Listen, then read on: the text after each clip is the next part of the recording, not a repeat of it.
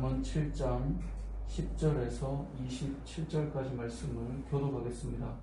그때 기생의 옷을 입은 간교한 여인이 그를 맞으니 이 여인은 떠들며 완악하며 그의 말이 집에 머물지 아니하여 어떤 때에는 거리, 어떤 때에는 광장, 또 모퉁이마다 서서 사람을 기다리는 자라. 그 여인이 그를 붙잡고 그의 입 맞추며 부끄러울 모르는 얼굴로 그에게 말하되 내가 화목제를 드려 소원한 것을 오늘 갚았노라.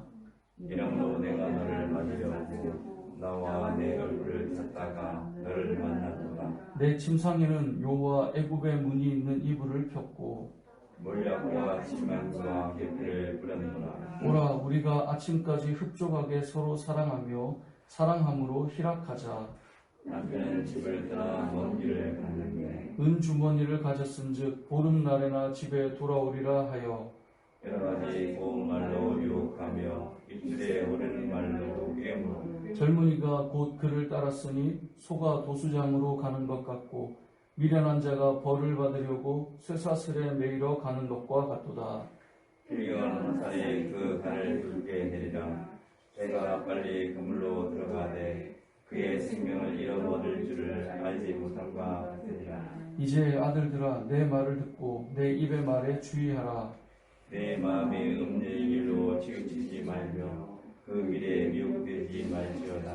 대저 그가 많은 사람을 상하여 엎드러지게 하였나니 그에게 죽은 자가 허다하니라. 그의 집은 수월의 길이라 사망의 강으로 내려가느니라. 아멘. 우리가 어제 말씀을 보니까 이제 지혜 없는 자가 이렇게 길을 가는 모습을 위에서 이렇게 내려다보는 그 이제 관점에서의 이야기가 오늘 이어져 갑니다. 이제 그가 거리를 지나 음녀의 골목 모퉁이로 가까이하여 그의 집 쪽으로 가는데 저물 때 황혼 때 깊은 밤 흑암 중이다 라고 되어 있었죠. 그리고 이제 오늘 10절인데요. 지혜 없는 자가 이제 갈 그때에 10절에 그때에 기생의 옷을 입은 간교한 여인이 그를 맞으니 라고 되어 있습니다. 그러니까 하나님의 말씀에 붙들려 있지 않은 이 사람에게 이 사람을 넘어뜨리고 유혹하려고 하는 여인이 이제 맞닥뜨리게 된 것입니다. 아마 말씀 안에 서 있는 자였다면 이 자리를 피하고 또 맞닥뜨릴 때 당연히 우리가 앞에도 이미 본 것처럼 음란함이 다가올 때 달아나고 피해야 될 텐데 그러지 않죠. 이제 맞닥뜨린 이야기가 오늘 본문의 내용이죠. 이렇게 맞닥뜨려서 결국은 이 여인을 따라 들어가 버리게 되는데 그 상황을 이제 그려놓은 겁니다. 근데 이 여인을 보면 어디에서 기다렸느냐를 볼 수 있는데 이제 이 사람을 맞으니 이제 만나게 되는데 11절에 이 여인은 떠들며 완악하며 그의 발이 집에 머물지 아니하여 12절에 어디입니까? 어떤 때에는 거리, 어떤 때는 광장, 또 어떤 때는 모퉁이마다 서서 사람을 기다린다라고 되어 있습니다. 이 어떤 때와 어떤 장소일까요? 모든 시간과 모든 장소를 다 포함하고 있음을 12절은 말씀하고 있습니다.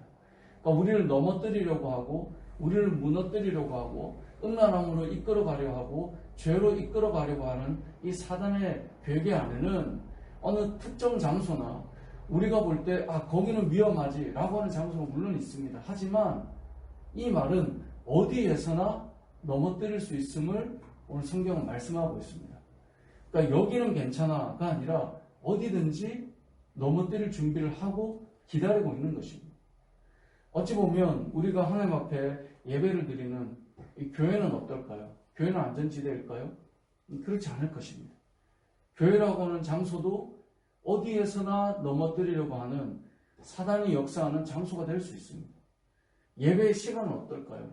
예배의 시간에서도 우리의 마음은 얼마든지 실족할 수 있고 무너질 수 있습니다.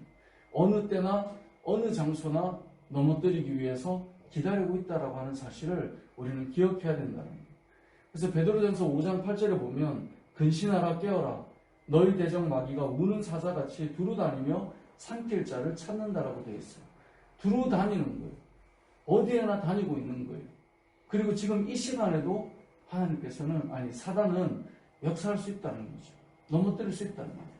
그래서 여러분 14절 말씀을 보면 이렇게 말씀합니다. 14절을 같이 한번 읽어보겠습니다. 시작.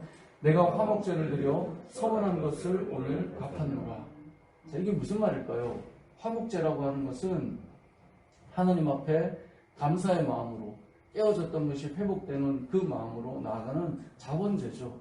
근데 화목제 특징은 그렇게 예배를 드린 이후에 그 예물을 함께 먹어야 그것이 예배가 되는 것이에요. 그것이 온전한 제사가 돼요. 그러니까 지금 무슨 말일까요? 우리 같이 이 예배에서 하나님 앞에 예배를 통해 드린 이 음식을 먹고 나누도록 하자. 이건 쉽게 말하면 예배의 은혜의 그 풍성함들을 함께 나누자 이 말과 같거든요. 근데 이 예배의 풍성함을 나누자라고 하는 것으로 어디로 데려가요? 집으로 데려가는 거예요. 상당히 영적이고 예배의 도구여야 되고 은혜의 도구여야 되고 은혜의 시간이어야 되고 은혜의 수단이 되어야 하는 그것들을 이용해서도 음란함으로 무너지기도 한다라고 하는 것을 지금 보여주고 있는 것입니다. 왜 그럴까요? 사단은 언제 어디서나 어떤 모습으로도 우리를 무너뜨릴 수 있다라고 하는 것을 보여주고 있는 것입니다. 그래서 오늘 이 말씀을 통해 우리가 기억해야 될 중요한 메시지는 우리를 유혹하고 넘어뜨리려고 하는 이 사단의 유혹은 어디에서나 심지어 예배라고 하는 심지어 신방이라고 하는 심지어 우리가 함께 말씀을 나누는 자리라고 하는 심지어 성도의 교제라고 하며 떡을 떼며 공동체를 누리는 그 자리에서도 우리를 무너뜨릴 수 있다라고 성경 말씀하고 있는 거예요. 그래서 늘 깨어 있어야 돼요. 늘 은혜의 자리에서조차도 유혹할 수 있음을 우리를 넘어뜨릴 수 있음을 기억하고 깨어 있어야 돼요. 이렇게 역사하는 이유가 13절에 보면 그 여인이 그를 붙잡고 그에게 입맞추며 무슨 얼굴로 그에게 말합니까? 부끄러움을 모르는 얼굴로 그게 말해요. 그러니까 이렇게 음란하고 유혹하고 무너뜨리는 자들의 특징이 뭐냐면 부끄러움을 몰라요. 우리가 그래도 하나님 앞에서 이건 아니지 라고 하는 부끄러움을 가지고 있다는 것은 우리를 그래도 보호할 수 있는 하나의 장치예요. 우리가 범죄할 때에요. 이건 아니잖아 라고 하는 게 있잖아요. 그래서 사람이 어떻게 저러냐 진짜 부끄럽게 이런 게 있잖아요. 그래도 근데 그걸 무너뜨리는 거예요. 부끄러움조차도 모르는 거예요. 그러니까 어느 장소에서나 잘못을 하고 있는 모습들이 나타나게 된다는 것입니다. 자, 그렇게 해서 이 여인이 이 지혜 없는 자, 말씀을 마음에 새기지 않은 자를 유혹할 때 결국은 우리가 사랑하며 희락하며 즐기자, 남편은 없고 먼 길을 떠났고 이렇게 해서 막 유혹을 합니다. 그래서 21절에 여러 가지 고운 말로 유혹하며 입술에 호리는 말로 꿰므로 결론이 어떻게 납니까? 젊은이가 곧 그를 따랐으니. 자, 유혹하는 말로 따라갔으니 쾌락과 어떤 정욕을 따라 나아간 거죠. 그들의 입장에는 즐기고 희락하는 일로 나아갔습니다. 하지만 성경은 이러한 상태의 젊은이를 뭐라고 표현합니까? 22절을 우리 다시 한번 읽고 말씀을 맺겠습니다. 시작. 젊은이가 곧 그를 따랐으니 소가 도수장으로 가는 것 같고 미련한 자가 벌을 받으려고 쇠사슬에 매이러 가는 것과 같도다. 아멘. 분명히 유혹하고 그 안에는 쾌락이 있고 그 안에는 즐거움이 있고 그 안에는 사랑이 있고 그 안에는 희락이 있다고 말해서 가고 있는 건데요. 그것이 분명히 즐거움인 것 같고 달콤함인 것 같지만 하나님께서는 이렇게 말씀하세요.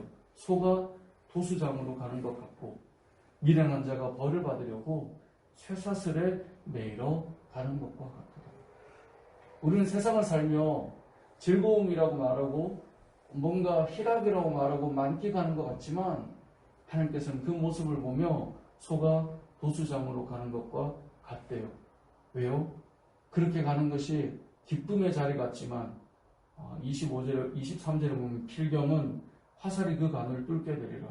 새가 빨리 그물로 들어가되 그의 생명을 잃어버릴 줄을 알지 못함과 같으니라. 어디로 가는 것입니까? 희락을 위해서 가는 것 같아요. 너무너무 즐거워하면서 그 길을 가는 것 같아요. 야, 나 이런 즐거움이 있었어 라고 말하는 것 같아요. 근데 결국은 어디로 갑니까? 스올의 길로 가고 있는 거예요. 27절에 보면 그의 집은 스올의 길이라 사망의 방으로 내려가느니라. 근데 알고 봤더니 지금 이 한 젊은이만의 이야기가 아니죠. 26절에 보니까 대저 그가 많은 사람을 상하여 엎드리게 하였나니 그에게 죽은 자가 허다하니라. 그에게 죽은 자가 허다해요. 우리는 이 사실을 기억해야 돼요. 그에게 죽은 자가 허다해요. 사단의 계계 속에 무너진 자가 허다해요. 좋아 보였고 희락 같았고 기쁨 같았어요. 그렇게 말하고 그 길을 갔었어요. 그런 사람이 이 한 사람이 아니에요. 수많은 사람이 그 길로 가서 죽었다라는 것. 우리에게 말씀하고 있습니다. 소가 도수장으로 가는 것 같이 끌려가는 일이 일어나서는 안 된다는 것입니다. 당장은 사랑이고 희락이고 뭔가 세상의 정욕을 즐길 기회가 온 것 같고 문제가 없을 것 같고 그 길을 갔지만 실상은 허다한 자들이 그렇게 죽어갔다라고 말씀하고 있는 것입니다. 말씀을 뵙겠습니다. 오늘도 사단은 우는 사자같이 삼킬 자를 두루 찾습니다. 어떤 때는 거리이고 어떤 때는 광장이고 어떤 때는 모퉁이입니다. 어디인지 알 수가 없습니다. 심지어 화목제를 같이 그 음식을 나누는 그 자리를 이용해서도 문제는 일어납니다. 그렇기 때문에 이 땅을 살아가는 저와 여러분이 하나님 안에서 매 순간마다 어느 자리에서도 우리는 무너지고 실족할 수 있다는 것, 어느 자리에서도 우리는 음란함으로 넘어질 수 있다는 것, 이 사실을 기억하고 소가 도수장으로 끌려가는 듯이 끌려가서 허다한 자가 죽었던 그 길을 가는 것이 아니라 생명의 길로, 여기 필경 어디로요? 생명을 잃어버리는 라고 되어 있는데 우리는 필경 생명을 얻는 길로 나갈 수 있는 저와 여러분 되시길 주님의 이름으로 축복합니다.